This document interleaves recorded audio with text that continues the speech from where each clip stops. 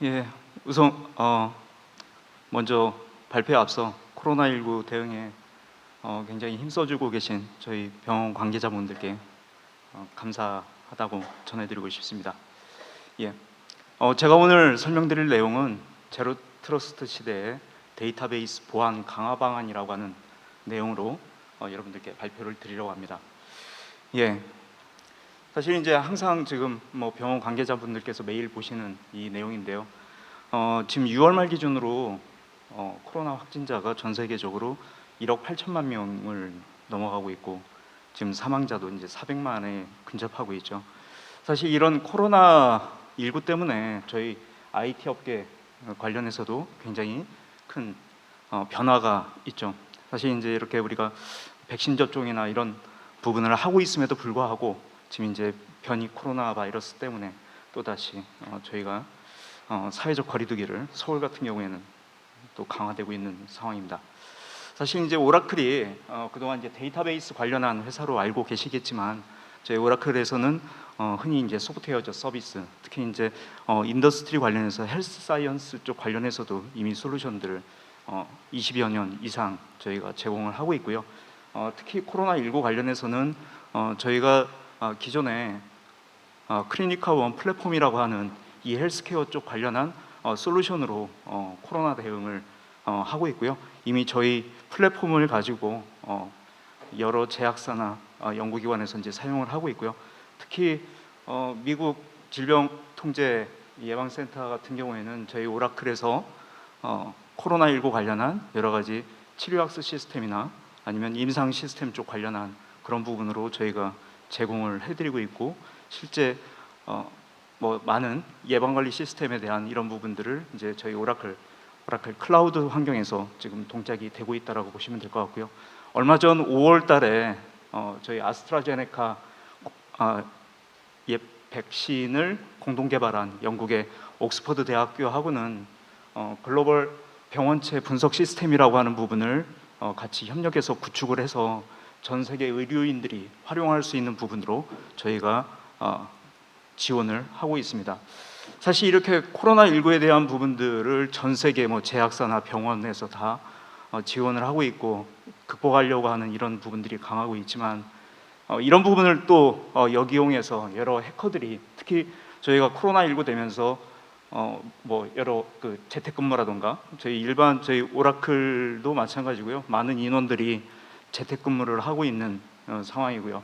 그래서 비대면 서비스 형태로 세미나 같은 경우에도 그렇게 비대면 서비스로 하고 있는 경우들이 많이 있는데 실제 여러분들께서 지금 작년 7월 이후로도 계속 보시게 되면 계속 여러 가지 랜섬웨어라던가 이런 부분으로도 계속 지금 여러 병원뿐만 아니라 여러 제약사들도 지금 공격을 받고 있고, 얼마 전에 이제 송유관 업체인 콜로니얼 파이프라인 같은 경우에도 송유관에서 큰 사고가 나가기 때문에 결국 이제 랜섬웨어에 의한 피해나 이런 부분들이 결국엔 IT 전반뿐만 아니라 실생활에 굉장히 큰 영향을 주고 있습니다.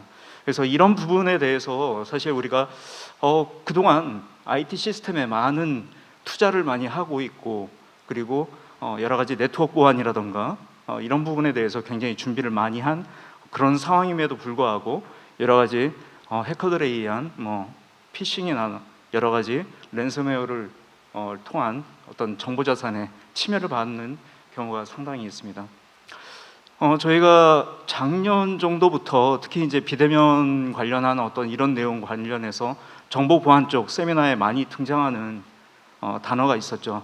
제로 트러스트라고 하는 이런 내용들이 있었는데, 실제 제로 트러스트라고 하는 거는 우리가 그동안 여러 가지 네트워크 경계, 어떻게 보면 경계 방어에 대한 부분으로 우리의 정보 자산을 관리를 보호를 했다면 이 제로 트러스트라고 하는 거는 우선 정보 자산 자체에 대한 접근에 대한 신뢰를 일단은 모두 제로 기반으로 하겠다라고 하는 부분이고, 정보의 접근 자체에서도 최소의 권한만으로, 그리고 해당하는 유저나 디바이스들에 대해서도 상시적으로 지속적인 모니터링을 해가면서 정보의 접근을 하겠다라고 하는 그런 내용입니다.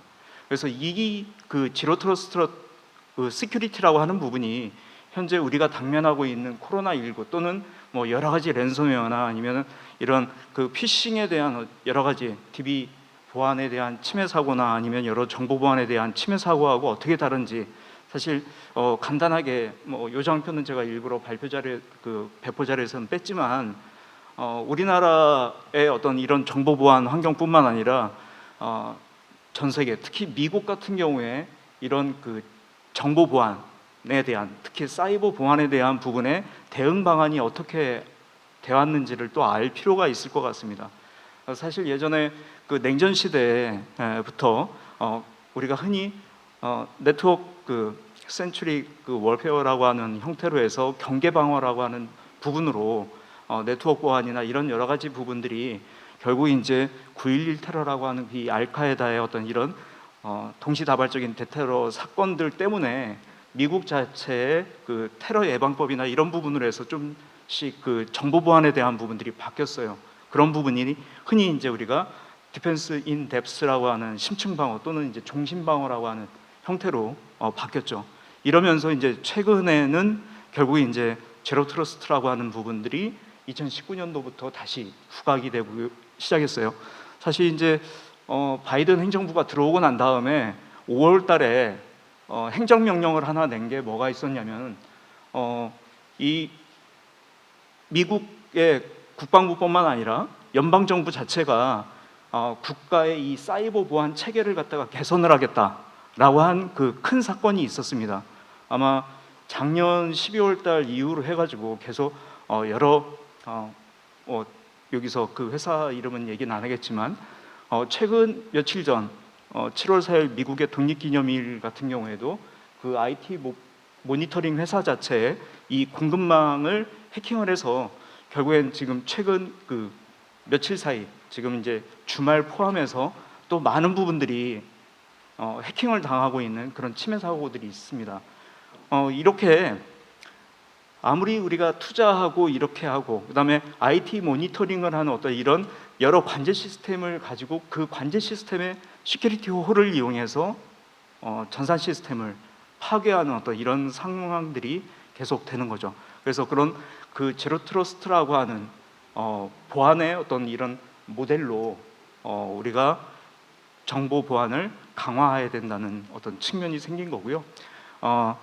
이 국방부의 자료 The Road for Zero Trust라고 하는 제로 트러스트의 여정이라고 하는 그 내용에 보면은 크게 6가지 항목 중에 앞에 4가지 항목 우리가 통신이나 저장 데이터는 100% 암호화를 시켜야 되고 그렇게 암호화한 그 키에 대해서는 강력하게 우리가 또 관리를 해야 된다라고 하는 부분이고 항상 얘기하듯이 어떤 정보에 대한 접근 전환 자체는 최소의 권한을 갖고 있게 하고 특히 이제 어플리케이션 같은 경우에는 과도한 사용자 권한을 주면 안 된다라고 하는 거 특히 DBA나 슈퍼유저 같은 특권 사용자들의 어떤 상시적인 어떤 관리가 필요하다라고 하는 내용 그리고 특히 이제 우리가 인증을 받거나 인가를 받는 어떤 여러 가지 권한을 획득이나 이런 부분에 있어서 다단계 우리가 흔히 이제 멀티팩터 인증이라고 하는 그런 형태로 받아야 된다라고 하는 거고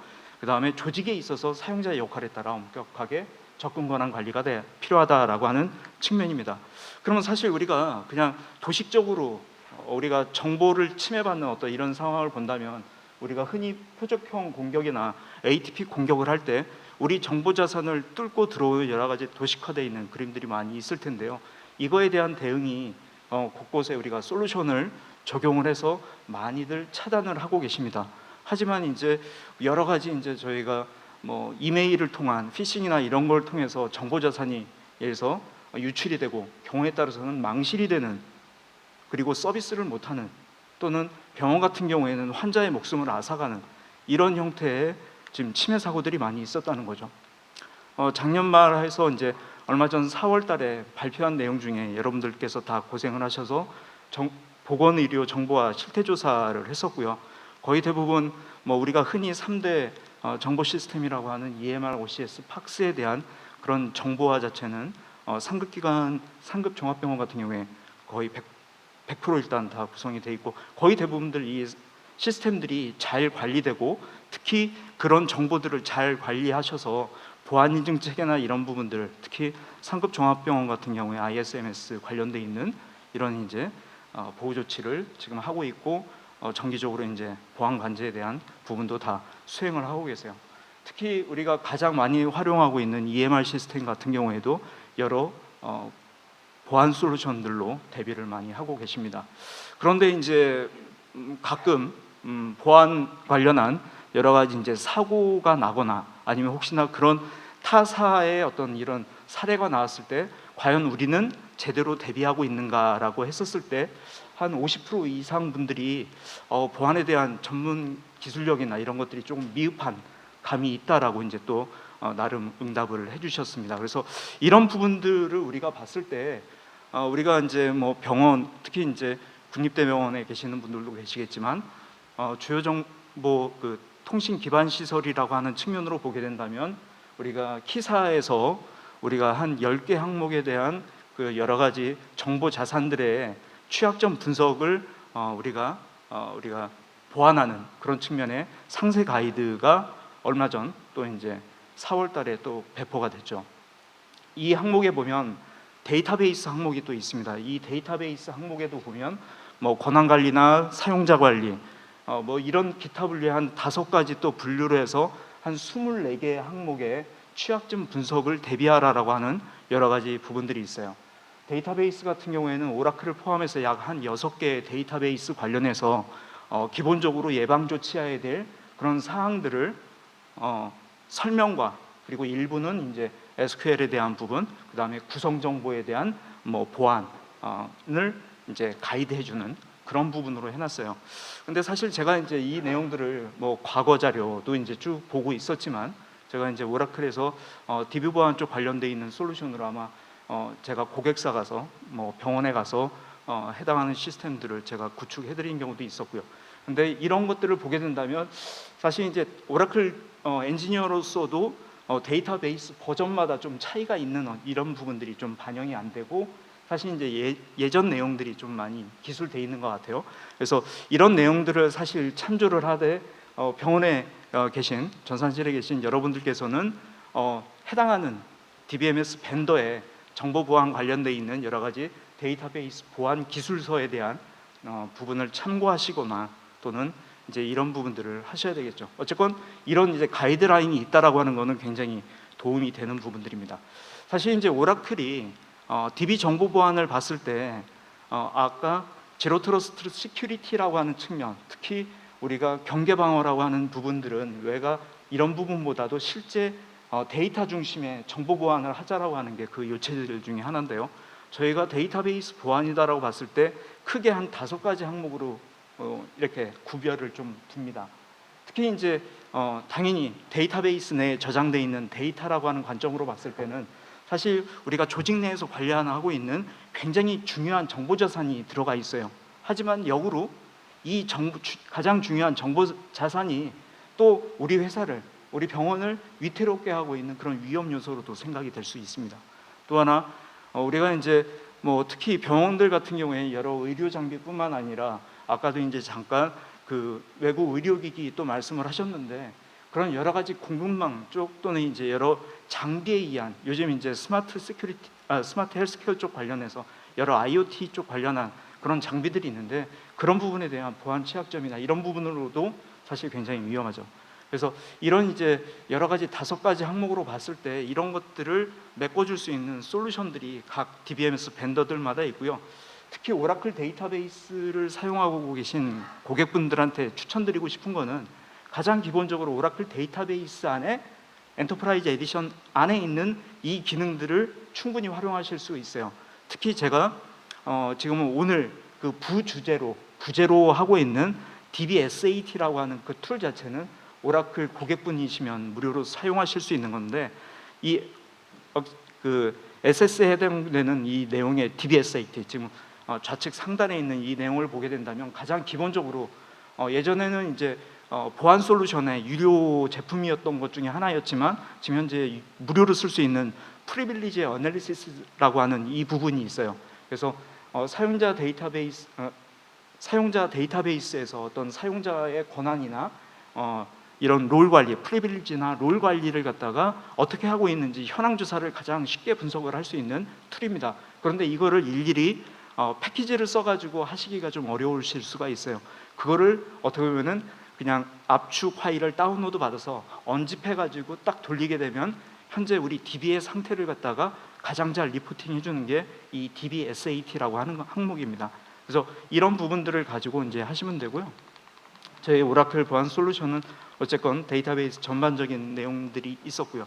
이 DB SAT라고 하는 게 어떻게 보면 우리 회사에서 관리하고 있는 DB를 가장 잘 파악할 수 있는, 특히 정보 보안 쪽 관련해서 하는 거기 때문에 사실 우리가 만약에 좀 많은 취약점들이 있다라고 한다면 이런 내용들이 다른 외부에 공개되면 안 되겠죠. 어쨌건 제일 중요한 거는 현재의 상태를 가장 잘 평가해야 되는 게 목적이기 때문에, 그래서 이 내용을 갖다가 이제 수행을 하게 된다면은 크게 한 10가지 항목, 그리고 이제 정보 보안 쪽 관련해서는 9가지의 카테고리가 나눠져 있어요. 그래서 우리가 흔히 데이터베이스의 사용자 권한 관리라던가 사용자 관리, 롤 관리, 프리빌리지, 특권 계층의 관리, 뭐 이런 여러 가지 상황들, 또 하나 뭐 데이터 암호화나 이런 부분들을 우리가 감안을 했었을 때 소프트웨어를 설치하고 보안 점검을 하고 이렇게 하는 것들을 일일이 찾아보시기가 굉장히 어려우실 겁니다.